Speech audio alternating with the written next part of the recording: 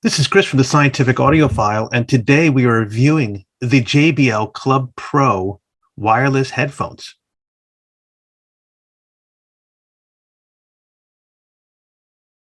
This could have been the most frustrating, tedious review I have ever done. I should be paid to deal with the issues that I'll outline for you in this video, but before I do, be forewarned. Don't do nice things for your neighbors. They are an audiophile black hole. So my neighbor's kid fancies himself an audiophile, upstart audiophile, and asked me to review his JBL Club Pro headphones. So I tell him to bring them over and I'll do a serious evaluation. So he brings them over and they're in this nice little case. I go to take them out of the case and I notice there's no cable to connect them to my headphone amp. Smart kid. He knows I only use first run copper cables and doesn't want to give me the garbage cable that this thing came with.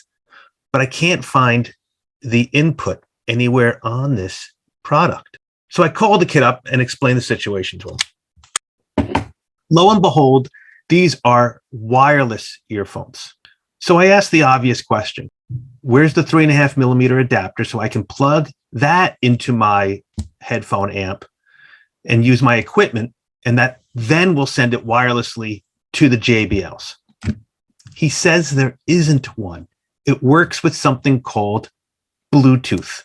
I then have to explain that I only listen to the best equipment, and the best equipment doesn't have non-audiophile garbage in it, like Bluetooth.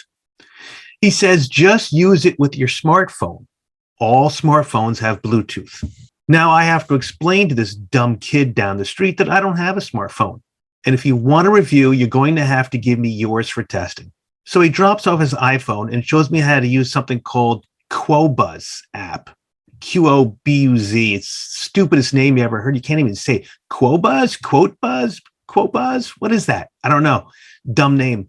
He proudly proclaims, though, that they have over 50 million songs and is all done in highest quality audio possible. Now, that's a joke because everyone knows the highest quality audio available is direct from your vinyl turntable to your amplifier, not wireless anything, let alone digital. But whatever, I get beyond the point. I'm trying to simply do a review of these wireless headphones, and he simply can't get this thing set up correctly. Because when he brings over his iPhone and shows me how to use Qobuz or whatever with their 50 million songs, I say, great. Please search for Diane Bush, who's the greatest organist in the history of the world, and I can start my listening tests. Well, guess what? Qobuz doesn't have Diane Bush. Holy cow. 50 million songs and you don't have the greatest organist that's ever lived? They're killing me. So this is a review of both the JBL Clubs and Qobuz. And right now, they're both off to a bad start. You can't plug these headphones directly into your headphone amp. You can't get Diane Bush on Qobuz. So luckily, they do have organ music. So I started getting some of my pink noise going on Qobuz too, which it does have pink noise. I was very happy with that. So kid leaves. I got the pink noise playing through the JBLs. I come back the next day and find that the phone and the JBL headphones aren't working.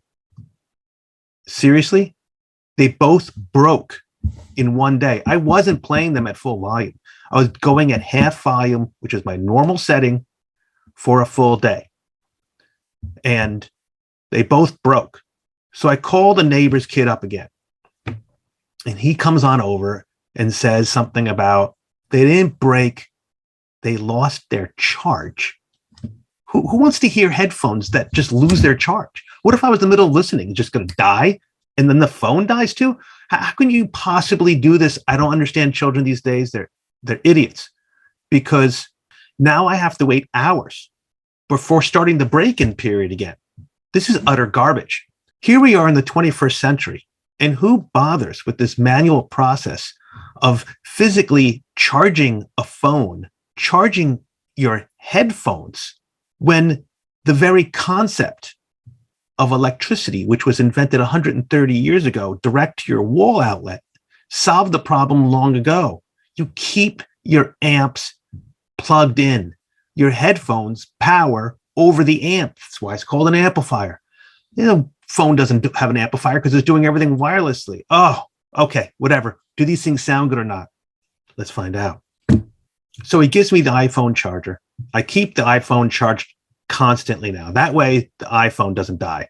You can't do that with the JBL Club headphones, not with music playing through them. So this is a huge hindrance to my ability to play 1,000 hours of pink noise through these headphones just to get them broken in. Every 6 hours or so, I'm going back and putting them back into the case, which charges the headphones. So 2 days after I start this process of playing pink noise, recharging the headphones, playing pink noise, blah, blah, blah, the kid contacts me and asks me if I'm done with my evaluation. I tell him no.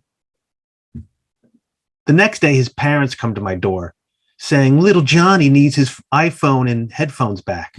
I tell them I'm testing his headphones at his request and require the iPhone to continue breaking these headphones in for probably another month.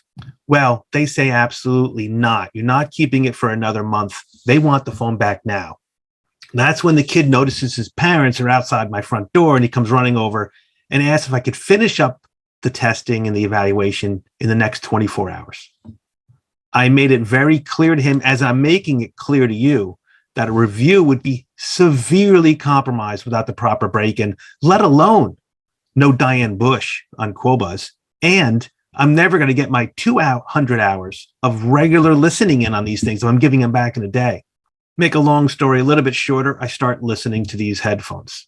First, to the amazing 1987 release of Saint-Saëns Symphony No. 3. Of course, it's great organ music by Berlin Philharmonic. I'm deeply knowledgeable of this recording, and about 23 minutes in, this odd tone comes through the headphones. I went back about 30 seconds, and the tone wasn't there. Fine. Next up, I was listening to Roman Perucchi's modern 2010 classic organ music from Alawa Cathedral, Gdansk. And I have listened to this hour-long album weekly over the past 3 years. And about 37 minutes in, once again, this weird tone comes through these JBL headphones. I went back again, but still couldn't hear it a second time. The JBL clubs were causing some kind of problem. I wasn't quite sure what, but they definitely had a weird tonal issue, which I was starting to pick up on. So that you can hear that, I literally had to put these headphones onto my very highly specialized microphone and play music through them at the loudest volume possible, because they put out so little volume because they're sitting directly inside your ear, so that you could hear what I was hearing. Every once in a while, there's this tone, and I did amplify the sound for you to hear on this video, but listen to this. That is the tone that was coming through every once in a while. Something built into these JBLs was sending out this tone while the music was playing. It took 3.5 more hours having these directly connected to my microphone before, another tone, a weird tone that this thing keeps sending through. So without even telling you if these sound good or not, the complete deal breaker is that these JBLs are literally sending random tones into your ears while you're trying to listen to music. That is a complete deal breaker. I don't care how good the highs, how good the lows are, or anything in between. I'm not even going to bother listening to these things anymore because they're garbage. So in about an hour or so, that neighbor kid's going to come over and ask for his iPhone and his JBL Club headphones back. I'm going to tell him what I'm telling you right now. They are absolute garbage. He'll be a little hurt, but I'll give him the words of encouragement that every good audiophile should know. Don't be too upset. You simply don't have the money to appreciate music at its best yet. So with that, I recommend not buying these JBLs. Garbage in, garbage out. I don't even know how they could even make something like this. It doesn't even connect to a headphone amplifier. You need a phone. The phone needs to be charged. I don't even know where to go with this stuff. And Qobuz doesn't have Diane Bush. So complete deal breaker.